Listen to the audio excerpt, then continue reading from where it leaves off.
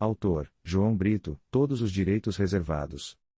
Nome do livro: Memórias de um Suicida. Sinopse. Esse livro relata a história de jovem de uma família classe média alta, que gozava de uma boa saúde física, tinha muitos amigos, e muito amado pelos pais. Mesmo assim, ele sofria com dores na alma, muitos conflitos internos e um vazio existencial que não lhe dava sossego. A sua única vontade era tirar a própria vida, ele não encontrava nenhum sentido continuar vivendo nessa vida. Por uma atitude insana, ele foi parar no plano espiritual, ele teve uma EQM, experiência quase morte. Apresentação. Uma história de um jovem que trazia em sua mente seus conflitos internos, que não lhe dava sossego dia e noite. Sua vida parecia um inferno constante. Trazia em seus pensamentos uma ideia fixa: tirar a própria vida. Esse livro relata a história baseada em fatos, uma história chocante e impressionante, ao mesmo tempo esclarecedora, que pode mudar de uma vez por toda sua crença de que desistir da vida é uma solução para abolir de vez o sofrimento. Capítulo 1. Esse garoto, apesar de ter uma família desestruturada, seus pais lhe davam muito amor, muita atenção. Ele tinha uma vida muito confortável, era um garoto divertido, tinha muitos amigos, parecia um garoto normal. Ele não demonstrava nenhum sinal de descontentamento, estava sempre se divertindo com os outros colegas, embora, para os mais observadores, ele demonstrava uma tristeza no olhar. Sentia uma tristeza profunda que lhe consumia por dentro de uma maneira insuportável e desesperadora. Isso, a cada dia, foi lhe transtornando cada vez mais, ao ponto de se isolar de todos seus colegas e familiares. Seu pensamento não lhe dava sossego, uma voz incessante não dava trégua, dizia o tempo todo na sua mente que ninguém gostava dele, o mundo não tinha sentido, o melhor da vida é morrer. O menino começou com uma ideia fixa, o seu plano era tirar a própria vida, então começou a arquitetar um plano macabro. Muitas vezes tinha a vontade de compartilhar o que lhe passava para um amigo, todavia, desistia de dividir seu conflito. Ele dizia para si mesmo que ninguém tinha nada a ver com seus problemas, mas a vontade de desistir de viver só aumentava. Ele dizia para si mesmo que, se morresse, todo o sofrimento acabaria. Esse tormento, a cada dia, ficava mais intenso, todos estavam preocupados com ele, então ele começou a planejar o seu destino. Pega uma corda, coloca em uma mochila e sai de casa em direção a um monte, que ficava na direção norte da sua casa. A distância até o monte era de aproximadamente 3 quilômetros. Quando saiu de casa, já era fim de tarde. Ele seguiu seu trajeto até o monte sem encontrar ninguém. Quando alguém vinha em sua direção, ele se escondia para que ninguém o visse e pudesse dar notícia que o tinha visto em algum lugar. Capítulo 2. Ele chegou ao topo do morro, procurou uma árvore e seguiu em direção a que lhe chamou mais atenção, pois era uma árvore que se destacava das demais, porque era maior que as outras. O dia já estava findando, a noite se aproximava, estava escurecendo, o sol já sumindo no horizonte, as nuvens estavam vermelhas. Ele se aproximou da árvore e escolheu um galho, subiu para amarrar a corda, amarrou-a no galho, fez um laço e colocou o pescoço. Não se lembrou de mais nada, parece que caiu em um sono profundo. Em algum momento, ele abriu os olhos, mas parecia estar cego, mesmo com os olhos abertos. Parecia estar trancado dentro de uma caixa, pois só via escuridão. Ele não lembrou de mais nada, não soube onde estava, um silêncio aterrorizante, assim como também era aterrorizante aquela sensação de estar ali, naquele lugar. Sentia a presença de algo muito medonho, sentia uma sensação de vulnerabilidade, o medo tomava conta de todo o seu ser. Não ouviu nada, e nem enxergava nada, só medo, pavor e desespero. Sentia o perigo lhe rondando, se sentindo ameaçado por algo que não sabia o que poderia ser. De repente, um frio insuportável, ele acredita que nem na Antártida fosse tão frio assim. Sentia os ossos estralarem de frio como se fossem de vidro, a dor nos ossos era insuportável. Ele gritava com todas as suas forças impulsionadas pela dor, não sabia se existia tamanha dor, era tanta dor que não sabia como resistia e não desmaiava. O frio foi diminuindo, mas as dores não cessavam. Ouviu gritos de desespero ao longe, que vinham se aproximando, latidos de cachorros e ruivos de lobos. Capítulo 3. Cada vez mais se aproximava dele. Escutava vozes de homens, eram vozes grossas e estridentes que os ouvidos doíam. Essas vozes diziam: peguem o suicida, arraste-o. Aqueles animais ferozes agarraram as pernas dele e saíram arrastando pelo lamaçal nojento. Era uma gosma pegajosa. Sentia que ali tinha muitos corpos em estado de putrefação. O cheiro de carne podre era insuportável. Sentia que centenas ou milhares de corpos em decomposição estavam ali, porque à medida que era arrastado, sentia pedaço de corpo humano lhe tocando. Embora não enxergasse, ouvia gemidos e clamor de pessoas pedindo clemência. Não sabia por quanto tempo permaneceu naquele lugar terrível, mas foi diminuindo aquela escuridão e foi vendo um vulto. Assim, comparado ao dia que começa a amanhecer, não via nada com nitidez, mas deu para ver que era como se estivesse em um mar de cadáveres.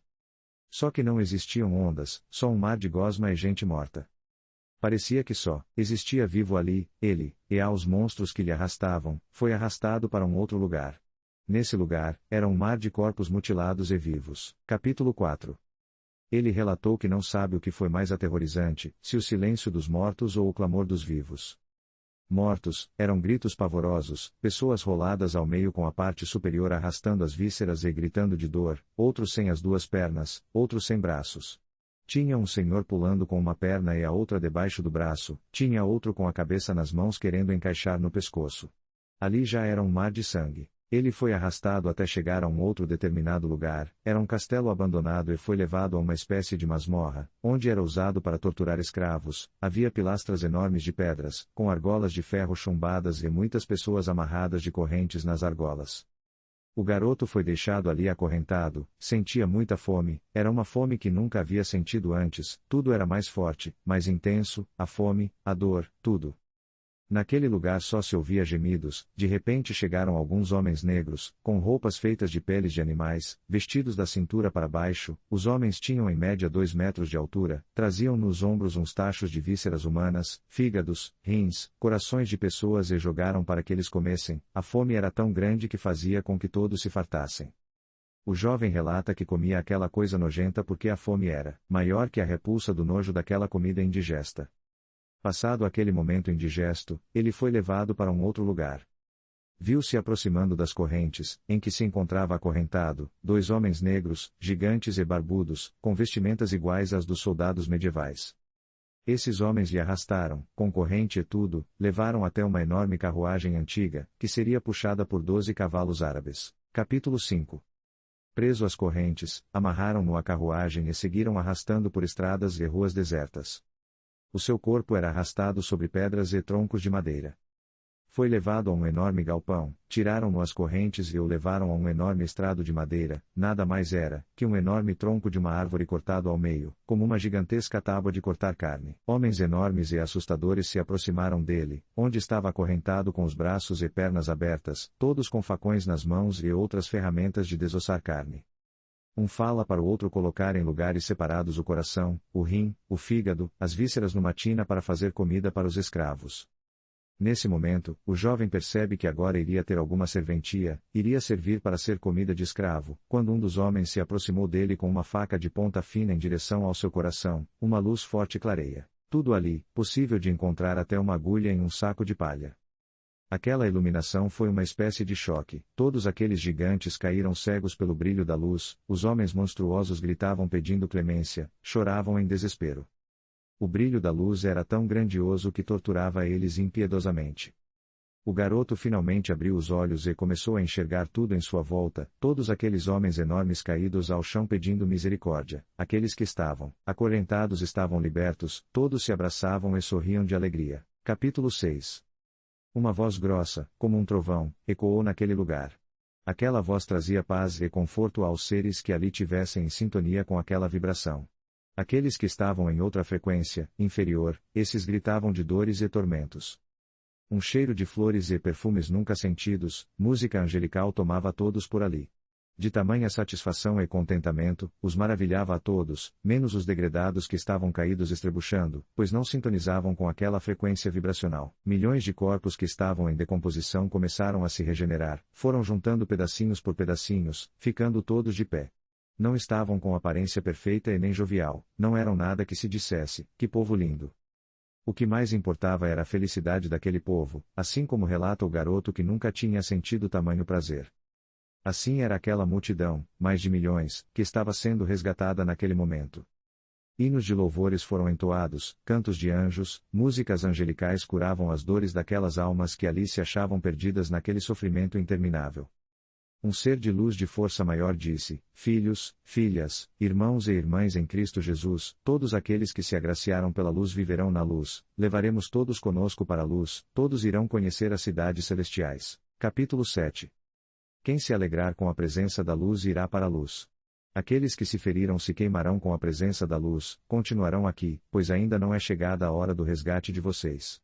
Quando for o momento, retornaremos para resgatá-los. O brilho da luz sobre os corpos daqueles carrascos queimava e tostava a carne como se fosse soda cáustica. Eles gritavam feito loucos, pedindo que se retirassem dali, pois a presença deles os queimavam. Muitos daqueles gigantes fortes que torturavam aqueles escravizados ficaram só os esqueletos gritando. Foi visto naquela ocasião, relata o garoto, que milhões foram resgatados, porém milhões ficaram ainda presos àquele lamaçal de sofrimento. O claro da luz, segundo o jovem, mostrou a dimensão daquele lugar, era como estivesse em uma praia olhando de frente para o mar, e onde a vista alcançasse, era o mar de almas consternadas.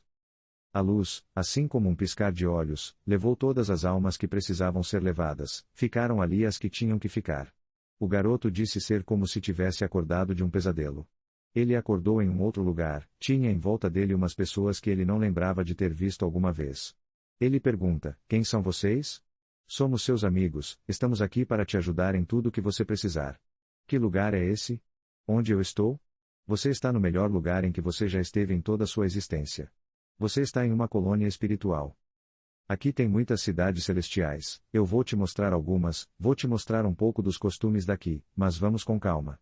Você precisa descansar, precisa fazer alguns tratamentos, tomar alguns medicamentos. Quando você ficar bem, eu vou lhe mostrar todas as nossas instalações por aqui, vamos, eu vou levar você até o seu quarto. Tome este copo com água, você vai ficar bem. Isso é água ou é remédio? Água e remédio aqui são a mesma coisa. Quando você acordar, você vai estar bem, respondeu o guia. Capítulo 8. Tempo depois, ele acorda bem disposto. Quanto tempo eu fiquei dormindo? Que tempo?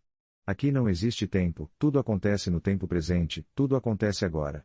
Eu sei que você está confuso, mas está tudo bem. O garoto olha para o horizonte. O que vejo lá no horizonte? É uma das nossas cidades celestiais. Posso te mostrar várias, todas não posso, até porque são infinitas. Existem cidades todas feitas de cristais, outras de diamantes, e assim sucessivamente, cada uma mais linda e mais sagrada que a outra, à medida que a pessoa vai crescendo no amor, mas vai tendo acesso a essas cidades. O garoto fica perplexo com tamanha maravilha daqueles castelos e pergunta: quem mora lá? São todos aqueles que aprendem a amar, só o amor pode nos levar até esses castelos. Quanto mais amor você expressa, mais castelos sublimes te acolhe. Como faço para ter amor suficiente para morar pelo menos nesse primeiro?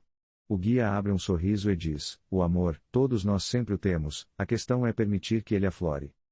O amor é uma ferramenta que Deus, o Criador de tudo, quando nos criou, se fez presente em nós, como sua imagem e semelhança, por isso, o amor sempre esteve em nós, assim como Deus. Eu dei um exemplo sobre ferramenta, não dizendo que Deus seja isso, mas querendo dizer que temos que praticar. O amor é praticável, o amor se prova na prática, na teoria não se prova o amor. Como praticar o amor aqui nessa colônia? Pergunta o rapaz. Capítulo 9. O amor se pratica com pequenas ações, o amor vem pelo sentir, você começa fazendo pequenas coisas em prol de outras pessoas, e você vai sentindo satisfação pelo que você está fazendo, vai aumentando a vontade de fazer mais, e mais, até você praticar o amor incondicional e infinitamente. Eu resumi o que seria amar, vai muito além de tudo que estou lhe dizendo, responde o mentor. Diz o guia espiritual do rapaz: eu vou lhe mostrar bastantes coisas por aqui, nem tudo é permitido você ver ou saber, mas você vai ter esclarecimentos de muitas coisas por aqui. O garoto diz: eu aqui me sinto seguro, eu não me vejo correndo perigo como naquele lugar que eu estava. O guia responde: aqui apesar de tudo ser muito lindo, ter essa atmosfera maravilhosa, aqui ainda ronda perigo, existe bem próximo daqui, um lugar muito perigoso, muitas vezes, por descuidos dos guardiões, eles deixam escapar alguns trevosos, eles ficam rondando aqui em volta como leões vorazes, qualquer descuido, eles devoram a alma de quem tiver descuidado por essas margens. O rapaz pergunta: que lugar perigoso é esse? Responde o mentor. No Evangelho de Jesus, tem uma parte que ele diz: na casa do meu pai existem muitas moradas. Ele se refere às mansões umbralescas que existem por aqui, de acordo com o nível de amor, você tem uma morada à altura do amor que você expressa, estou falando de nível de consciência. O Vale dos Trevosos é um lugar muito mais hostil que o lugar de onde você foi resgatado. Esse lugar é um dos piores lugares, lá só reside traficantes, estupradores, sequestradores, políticos corruptos, donos de igrejas e suicidas. Falando em suicidas, você sabe como veio parar aqui? Eu lembro vagamente que me suicidei, mas se eu me suicidei, não era para eu estar lá dentro? Perguntou o jovem. Na verdade, era para você estar lá dentro sim. Quem comete suicídio não tem perdão, lá dentro ele é escravo, e é submetido a todos os tipos de serviços e maus tratos. Eu poderia ficar aqui falando sem parar o que se passa lá dentro, principalmente com os que cometem suicídio, esses sofrerão piores que todos os outros. Lá na frente eu ainda vou dizer por que era para você estar lá, e não aqui, disse o mentor. Capítulo 10. Aqui há muitos lugares lindos, muito mais que na Terra. Costumo dizer que o lugar mais lindo da Terra é o mais feio daqui.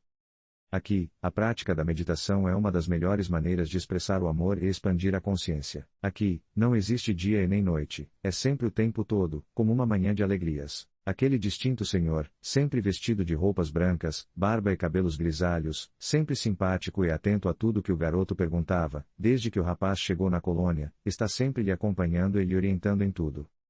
Podemos visitar outros locais além daqui? Sim, podemos, mas há alguns lugares que você não está autorizado a conhecer ainda. Eles seguiram andando e chegaram a um lugar semelhante a muitos lugares na Terra. Lá havia muita farra, bebedeira, moças seminuas, rapazes usando entorpecentes, cheiro de carne assando, cheiro de bebidas e cigarros.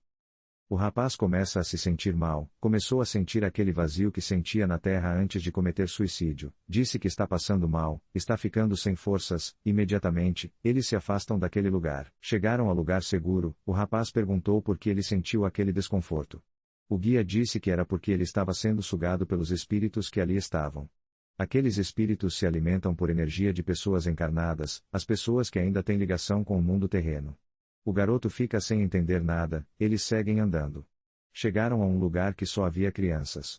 Chegaram a outros que só havia adolescentes virgens. Chegaram a lugares onde multidões seguiam procissões católicas adorando santos. Chegaram a lugar que só havia evangélicos fazendo cultos. Em outra região, eles encontraram exércitos guerreando. Andaram em várias aldeias, em cada uma havia costumes, crenças, hábitos diferentes. Eles passaram em um determinado lugar e viram um padre e um pastor debatendo religião, cada um defendia sua crença. O moço perguntou para o senhor, o que eles tanto discutem? O guia espiritual do rapaz disse, se passaram 3 gerações na terra, e eles aí com essa teima, cada um defende o seu Deus. O rapaz faz uma observação. Eu já vi por aqui vários templos diferentes. Cada um mais bonito do que o outro, vejo templo budista, templo tibetano, templo indiano, entre outros templos de todas as nações. Por quê? Se Deus é um só? O sábio homem respondeu. Deus é um só, mas as culturas são diferentes, os costumes são diferentes, a evolução espiritual de uma pessoa, ou de uma nação, também é diferente uma da outra, é diferente o nível de consciência de uma pessoa de outra, ou de uma nação de outra. Por exemplo, uma pessoa que tem altruísmo, ela tem uma evolução consciencial diferente de uma pessoa egoísta. A pessoa egoísta não tem o menor interesse de ajudar ninguém, ou dividir nada com outras pessoas, já o altruísta se felicita em ajudar pessoas, se diverte ajudando outras pessoas. Deus não é simplesmente essas montanhas, tampouco habita nesse templo, Deus é a expansão máxima da sua consciência. Deus está muito além da capacidade mental do homem, Deus é muito acima do templo e da tempestade. Aqui, no plano espiritual, não é diferente de como aí na Terra, as pessoas mais bem-sucedidas são aquelas que fizeram mais por merecer. Quem planta mais, colhe mais, porém, quem planta pouco, colhe pouco, quem não planta nada, não colhe nada. O mundo, o espiritual, assim como todo o universo, é evolutivo. As pessoas, quando reencarnam na Terra, não levam manual de instrução, têm que aprender tudo a duras penas.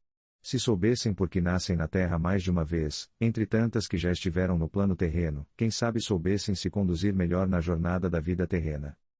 Nada na vida é por acaso, começando pelo nome do planeta que os humanos habitam. Não é por acaso que alguém nomeou como planeta Terra. Os humanos são chamados de sementes, o que gera os seres humanos é uma substância chamada sêmen. Por isso, o humano é uma semente semeadora de sementes. Todos plantam em cima do planeta que chamamos de Terra. Portanto, quem não planta não colhe, quem planta muito colhe muito, quem planta pouco colhe pouco, quem não planta nada, nada colhe. Essa colheita é a colheita mais certa que existe, porque você tem o direito de plantar o que você quiser e só tem o direito de colher o que você plantou. Por isso eu digo, nunca plante semente ruim, para não colher um mau fruto. Você tem o direito de plantar o que você quiser, pois você tem o livre arbítrio, mas tudo que você plantar, você ceifará. Há muitos e muitos séculos vem sendo falado, de todas as formas, jeitos e maneiras, que não terá bons resultados fazer mal a seu irmão. Mas a rudeza é tamanha, a ferocidade é absurda, pois ainda nos dias de hoje, as pessoas continuam pensando somente nos seus próprios umbigos. O egoísmo, a ganância, a falsidade e a mentira, cegam todos de tal maneira que não se dão conta do mal que estão fazendo contra si mesmo, só estão prejudicando a si próprio, porque o mal que faz para os outros, volta para si. Será que nunca ouviram falar na lei do retorno, lei de causa e efeito, lei da ação e reação? Será que nunca sentiram na pele o que fizeram com alguém, e retornou contra si mesmos? Isso é tão impressionante quanto é difícil as pessoas se conscientizarem. Conscientização, essa é a palavra, o povo precisa mesmo é disso, ou seja, evoluir a consciência. Falamos muito sobre consciência na teoria, no entanto, na prática as pessoas agem sem consciência. A consciência equivocada é o que leva todos à ruína. Se tratando da neurociência, nós temos o consciente, o inconsciente, o subconsciente e o superconsciente. Em outros níveis de consciência, existem a supraconsciência, a consciência suprema, e outros níveis conscienciais. O que importa é a constância no desenvolvimento consciencial. Como se desenvolve a consciência? Se desenvolve, partindo do princípio que todo bem que eu faço para os outros volta para mim, o mal que eu atribuo aos outros também volta para mim por consequência. Como que eu sei disso e penso em roubar, matar, sequestrar, estuprar, promover guerras e outras insanidades absurdas? Só na cabeça de loucos que não têm o mínimo de discernimento para agir assim. Impressionante, mesmo depois de tantas informações, as pessoas ainda agem assim, com tamanha selvageria uns contra os outros, pessoas que deveriam estar praticando o amor uns para com os outros. Pessoas que vivem falando em amor incondicional, mas vivem explorando a fé das pessoas menos esclarecidas, tirando da boca das crianças famintas para sustentar o luxo desses falastrões enganadores, onde exploram a ingenuidade desses ignorantes, usando o nome de Deus. Se esses fariseus, esses falsos profetas, esses vendilhões do templo, exploradores da fé, soubessem o que os aguarda, aqui nos vales umbralescos, não fariam o que fazem, não abriam as próprias covas para depois se enterrarem. O mundo espiritual não perdoa a maldade de ninguém, tudo o que fez ou o que faz, vai ter que pagar. É pena que tenha que ser assim, não era para ser desse jeito. Era para todos estarem evoluindo na jornada espiritual, era para todos estarem expandindo a consciência e subir para os outros níveis de sabedoria consciencial. O jovem, estando maravilhado com tantas informações importantes, pergunta para o mentor: por que as pessoas não usam a consciência e fazem as coisas corretas? Por que as pessoas não procuram fazer o bem? Por que as pessoas não se preparam para quando vierem para este lugar, não paguem tão caro o preço do que fizeram na Terra? Eu tenho percebido que as pessoas, na Terra, vivem mais preocupadas com as coisas que lhes dão prazer, do que com as coisas que lhes deem saúde ou sanidade. Ninguém na Terra se preocupa com a saúde física e mental, eles querem prazeres momentâneos. Se as pessoas tivessem preocupação com a saúde física e mental, não faziam o que fazem, muitas vezes arriscam a própria vida por ter momentos de prazer, têm prazer por velocidade excessiva, têm prazer por altura, escalam altas montanhas, têm prazer por bebidas, por drogas, e, na maioria das vezes, antecipam a própria morte, chegam aqui no plano espiritual antes mesmo de concluírem o tempo determinado para viver na Terra. O rapaz pergunta ao mentor: meu mestre, será que não existe alguma energia contrária que deixa a mente do povo da Terra sem noção do que é certo ou errado? Eu tenho observado que as pessoas fazem mais coisas que os prejudicam do que coisas que fazem crescer moralmente ou espiritualmente. O mentor amorosamente respondeu: meu garoto, você já ouviu falar em uma palavra composta chamada livre-arbítrio? Então, esse tal de livre-arbítrio é quem tem feito o povo retroceder mais do que progredir. Existem muitas pessoas solteiras para se relacionarem, no entanto, preferem se envolverem com pessoas casadas, comprometidas, aí, a confusão está feita. Marido deixando sua esposa leal, companheira de uma vida, por uma novinha aventureira que lhe toma tudo, até mesmo o sossego, a moral e a vida. Continuando o passeio pela colônia, chegaram a um grande pavilhão, uma espécie de galpão.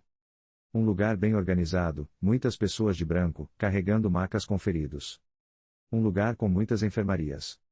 O rapaz pergunta: aqui é um hospital?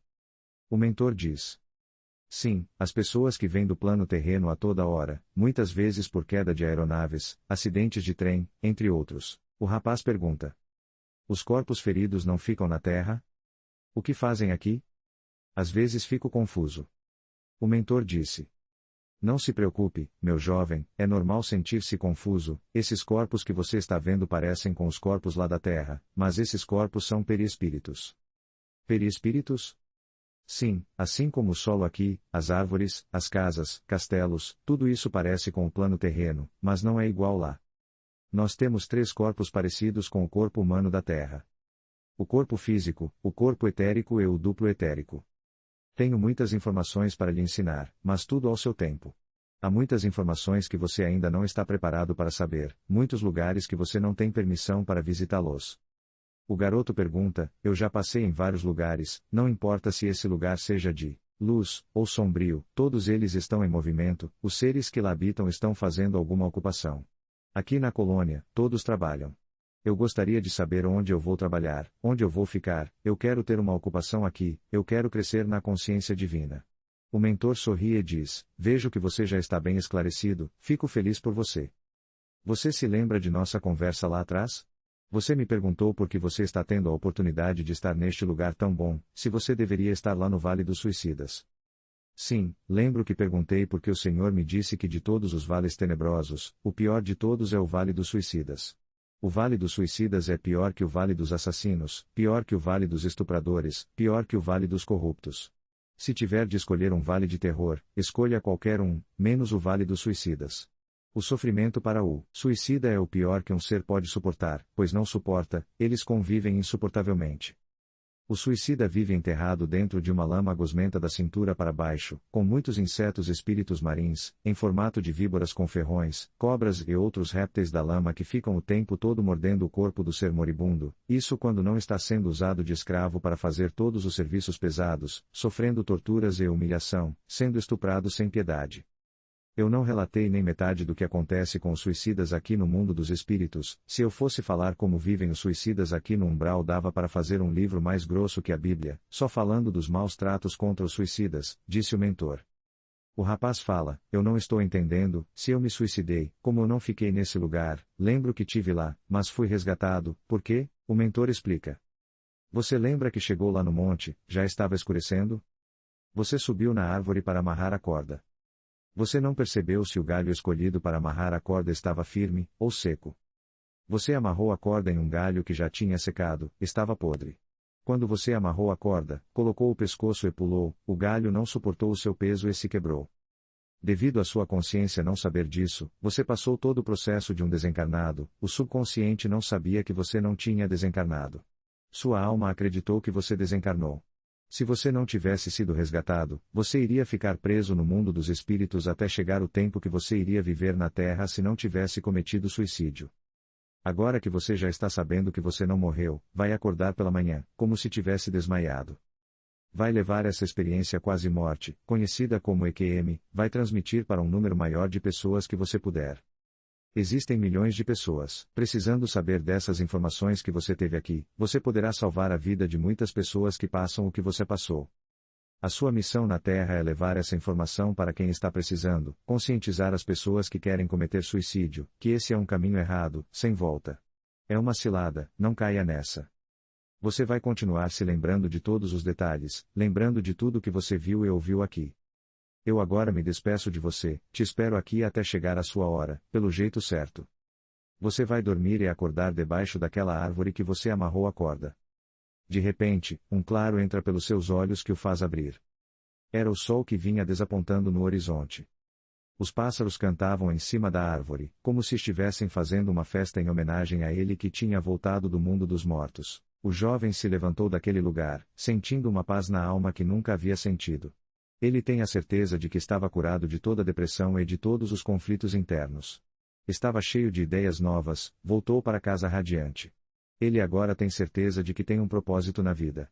Ele agora vai estudar desenvolvimento humano, vai ajudar pessoas a ter qualidade de vida. Dedicatória. Dedico este livro a todos os amigos leitores que têm amor no coração, altruísmo para levar este aprendizado a mais pessoas que necessitam de uma fonte de conteúdo libertador. O autor. O livro Memórias de um Suicida é baseado em fatos, escrito por João Pereira de Brito, filho de Sr. Manuel Pereira de Brito, seu Nessi, e de Sra. Francisca, Dona Tica, pai de Tamires, avô de Valentina, psicoterapeuta holístico e psicanalista, doutorado em PNL, Programação Neurolinguística, formado pela Universidade de Harvard.